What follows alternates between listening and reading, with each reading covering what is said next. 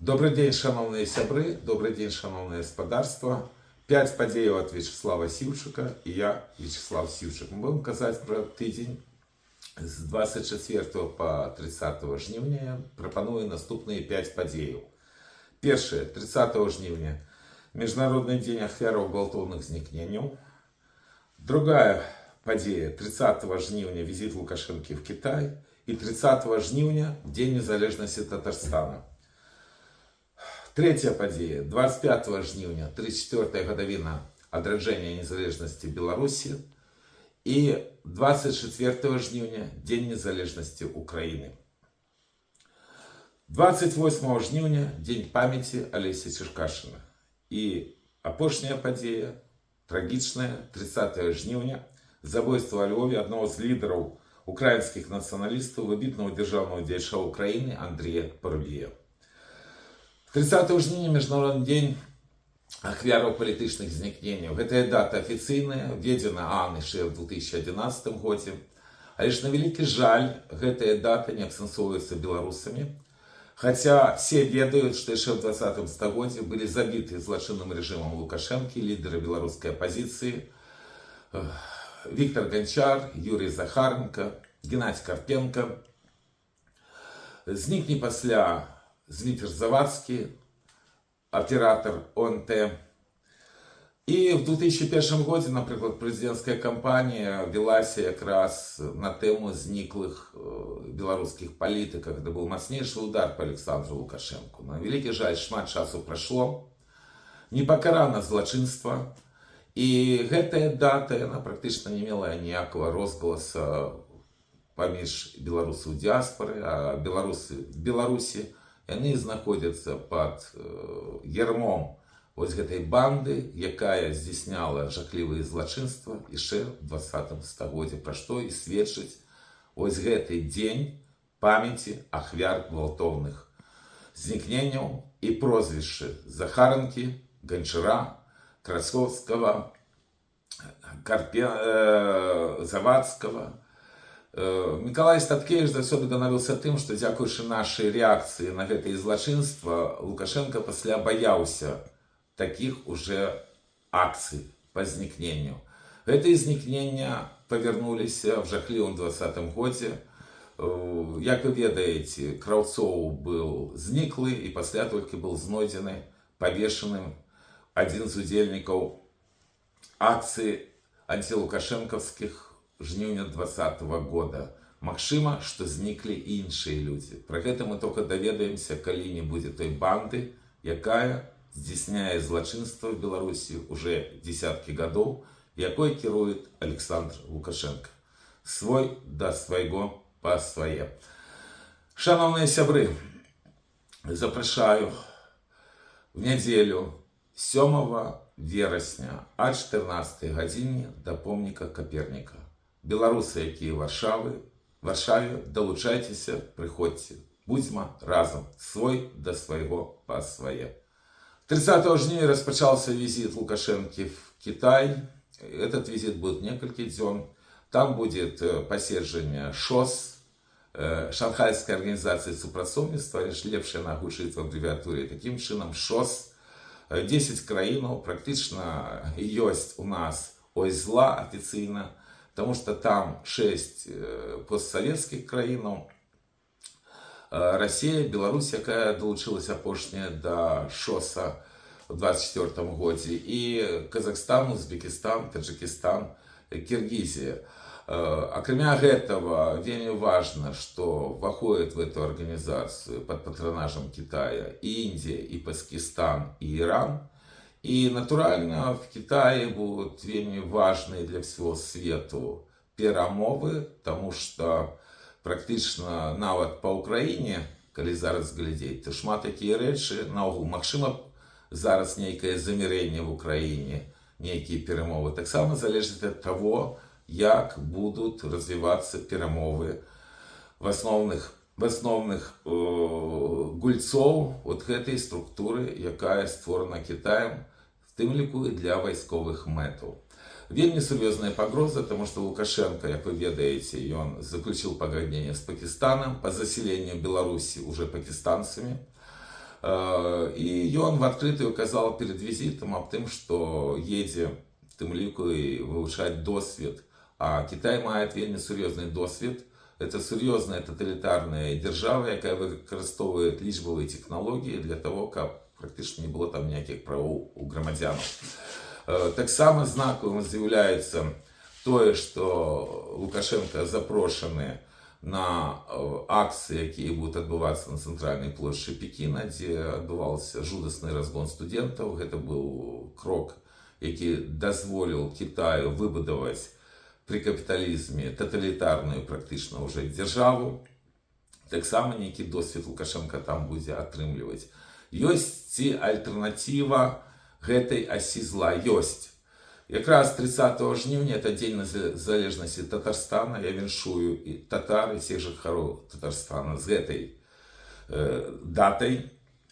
Абвешчана была незалежнасць у вельмі складаным фармаце. Гэта быў 90-й год, парад суверэнітэтаў. Тады Татарская ССР Расійскай Федэрацыі абвесціла аб тым, што яна з'яўляецца уже Татарскай саюзнай рэспублікай. На вялікі жаль, падзеі вызвалення народу 91 года, калі была развалена імперія зла, не дайшлі до Волги, до Татарстана. Татарстан застался в складе России.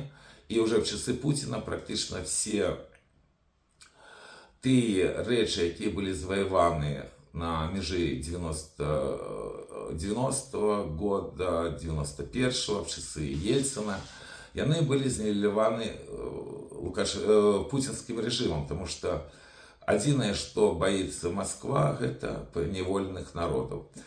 Адзінае выйсце з того, что мы зараз бачым во всей Европе, тое, что нависает путинская империя зла над Европой, тое, что есть вероятность войны великая, это вызвалення сённяшніх паневоленых народов России. Менавіта простые державные структуры, пратаструктуры, якія сёння есть в самой Российской Федерации. Тому вот гэтае свята Дзень незалежнасці Татарстана, гэта не толькі пра гісторыю, гэта мара пра тое, каб все-таки не было Трэцяй сусветнай вайны, і каб была справядлівасць, і каб паневоленыя народы атрымалі незалежнасць сваіх краінаў. Это адзіны шлях, які патрэбны сёння цывілізаванаму свету. Але ж на вялікі жаль, ніхто зараз не дапамагае паневоленым народам России. Таму нехай яны трымаюцца, і яшчэ раз днём незалежнасці Татарстана. А перамовы в Китае, яны нічога добрага свету не прынесуць. 25 жніўня для меня вельмі важная дата. Напэўна, ніколі не быў так шчаслівы ў сваім жыцці, як менавіта 25 жніўня 1991 года. На той момант я кіраваў дружынай Беларускага народнага фронту. Было вельмі шмат працы, пачынаючы з того момента, як знікла ГКШП ў Москве. Я заўсёды буду ганарыцца тым, што як ГКШП пачалося, то уже заснул я в незалежнай Беларусі. Это сапраўды для меня вельмі важны дзень. І я памятаю всех тых людзей, якія былі і в дружыне БНФ, якія выступалі на плошчы, якія заставались на ноч. На плошчы наогул было вельмі шмат людзей, была створана Нацыянальная гвардія. І беларусы мусяць ведаць, што адразу 2000 мужчын запісаліся абараняць Беларусь 24 жніўня. Такі дзень, калі яшчэ нічога не было вядома. Светлы добры дзень. Я спадзяюся, прыгадваючы гэты дзень, 25 жніўня, што ў Беларусі все-таки будет важнейшее державное свято. День незалежности у нас есть. Это 27 липеня. У нас есть День воли 25 сакавіка. У нас есть вельмі светлый день 25 жніўня, аднаўлення дзяржаўнасці Беларусі в 1991 годзе. Але ж я вельмі спадзяюся, што гэтыя светлыя дні яны дадуць беларускай нацыі яшчэ адзін вельмі важны дзень. Дзень свабоды, дзень вызвалення Беларусі ад ГБшнай лукашэнкаўскай банды. І вось якраз 25 сакавіка это той дзень, які закладае непазбежнасць гэтага дня свабоды. Таксама вельмі хочу павіншаваць всіх грамадзян Украіны, всех украінскіх сяброў, всю Украіну с великим святом, Днем незалежнасці Украины. 24 жніўня мы уже были на плошчы в Менску, калі даведаліся, што Украіна незалежная краіна. Віншую, натуральна, зараз гэты дзень незалежнасці, ён якраз прыпаў на 3,5 гады пачатку тотальнай вайны, калі адбылася агрэсія России, ворванне ва Украіну в 22 годзе. Натуральна, страшна зараз ва Украіне. Практычна штоночы, штодзень, акрамя того, што ідуць баі на фронте, адбываецца абстрел гарадоў, вельмі шмат забітых, забітыя ёсць дзеці. Все это жахліва разбураюцца будынкі. Метадычна Россия спрабуе знішчыць Украіну, і яна не здольна гэта зрабіць. Але ж ахвяры Украіны вельмі вялікія для братняй, для нас нацыі, тому что не толькі в 91 годзе працэсы, якія адбываліся в наших краінах, былі аднолькавыя. Беларусам і украінцам наканавана толькі разам вырвацца з абдымка вось гэтай жахлівай Российской империи зла. В 91 годзе это все разумелі. На вялікі жаль, зараз гэта разумеюць зусім не все. Але 25 жніўня 91 года дае нам, 24 жніўня 91 года дает нам всем подставы сказать, что Украина незалежная и что так будет заўжды. Со святом Украина. Четвертая падзея, гэта 28 жніўня, уже 10 гадоў, як памёр в шпіталі Алесь Черкашин. Ахвяра беларускай нацыі падчас расійска-украінскай вайны. На гадавіну гэтай трагедіі вядомы лідер беларускай апазіцыі Павел Северинец праводзіў вечар памяці Алеся Черкашина на управе партии БНФ. Там выступал и я оказал и про Жизневского, героя Майдана, я оказал и про Алеся Черкашина, які ёсць сапраўды ахвярны чалавек, это ёсць чарговая ахвяра беларускай нацыі в тых страшных падзеях, якія адбываюцца і сёння в гэтым страшным глобальным свеце.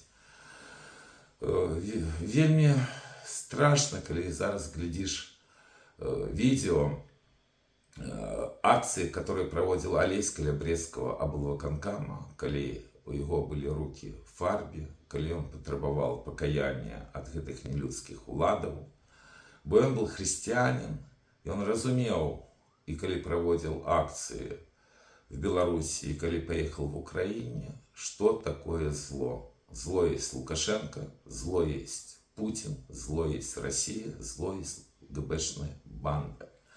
Але праблема ў тым, што калі он поехал, в той час кіраўніцтва Украины лічыла Александра Лукашенко сваім саюзнікам, няхай гібридным. Гэта было практычна афіцыйна, таму не было ніякіх магчымасцей для стварэння беларускіх вайсковых аддзелаў ва Украине в той час, і няма зараз ніякіх падстаў для стварэння беларускага войска. Нягледзячы на тое, што здаецца, што сённяшняя ўлада лаяць і на Александра Лукашенко, але ж больш трапляюць на беларускі народ.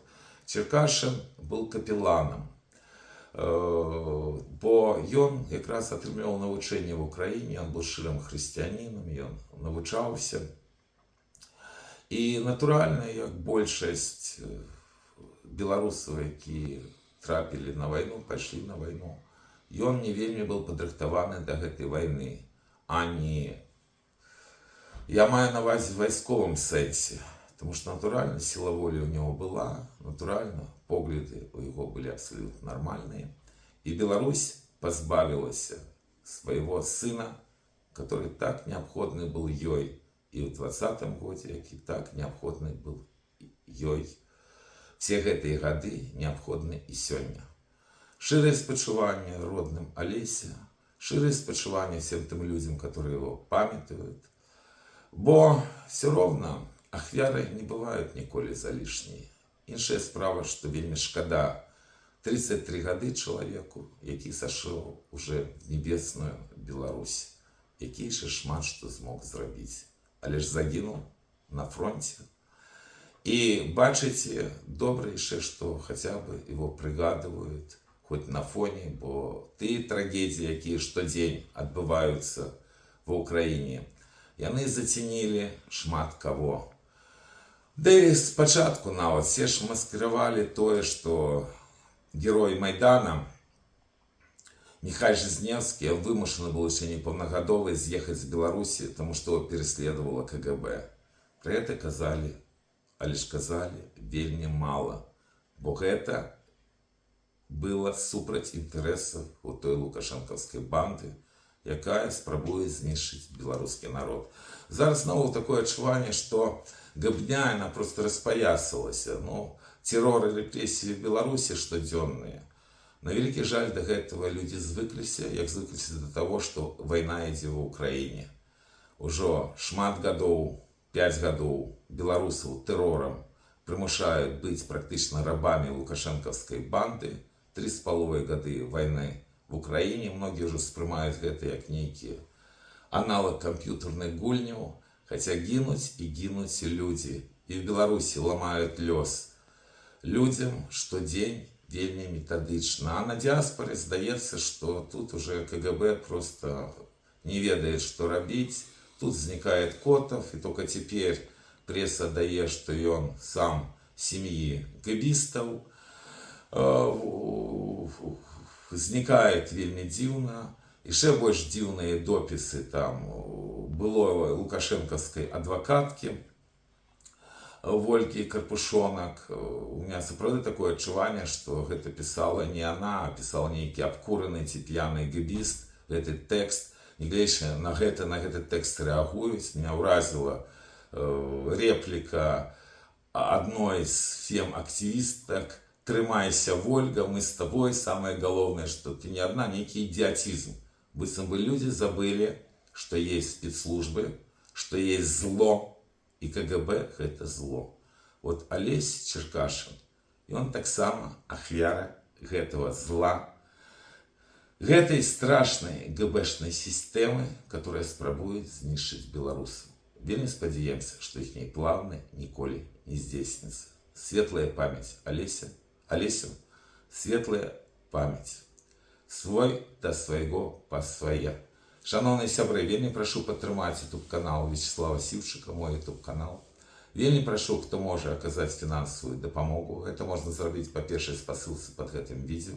І калі ласка, пашырайце інфармацыю, што такі YouTube канал ёсць. Калі ласка, глядзіце, калі ласка, лайкайце, калі ласка, пакідайце каментары. Будзьма разам.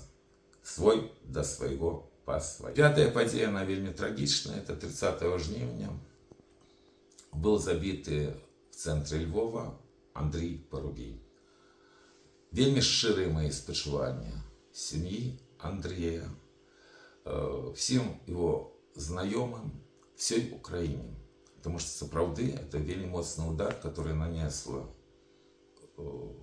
агентура Путина по Украине. Я таксама был вельмі здзіўлены уже, калі забілі Андрея. Я праз Google спрабаваў знайсці нейкія спасылкі на тыя акцыі, которые мы проводили разом. Оказалось, что габня это все практично зачистила. Я знайшоў только на Харте пару нотаток. Хотя мы разом проводили шмат акцый. Андрей наогул, ён вельмі гераічная фігура для Украины. Калі была памаранчевая революция, менавіта ён арганізаваў і вельмі добра арганізаваў захоп украінскага дома. Про гэта таксама шмат хто кажа, але ж все забываюць, што тады было люта, просто халадно. І гэты дом яшчэ трэба было браць па вельмі простай прычыне, бо трэба было памяшканне, дзе людзі хаця б маглі бы сагрэцца, бо на вуліцы было минус 20 градусаў. Ясно, что при такой температуре людям, якія весь час знаходзіліся на паветры, дастаткова цяжка.